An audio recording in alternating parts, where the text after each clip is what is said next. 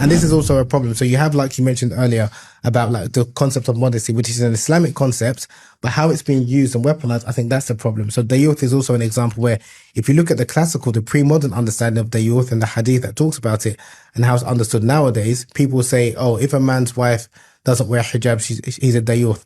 But then I ask a question, okay, how do you explain that Muslim men are allowed to marry Christians and Jews? They don't wear hijab. Like, I'm from Nigeria. It's very common for Muslims to marry Jews and Christians. Never thought about that. Yeah. How do you explain that? I never thought. How do you explain the fact that Muslim men can have intimate relations? Again, this is prior to slavery being abolished, with enslaved women, with concubines. Concubines, yeah. They're not required to wear hijab. Yeah.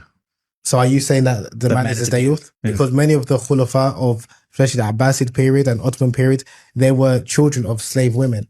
They weren't required to wear hijab. And there's reports that during the time of Umar, that his slave women will serve his male guests and they weren't wearing a hijab. And some of them, they were bare-chested, their breasts were out. Actually, Hamza used to do Yeah, he speaks about it. This is known. We were talking about different class of people. Yeah. Yes. And there were certain dresses a certain way, and slaves and concubines, not so much concubine, more slave women. Slave women were basically like South African Zulus. Yes, correct. That's open. Because this wasn't regarded as private. And they were Muslim, and some of them were Muslim as well. Subscribe to Mindscape Podcast now,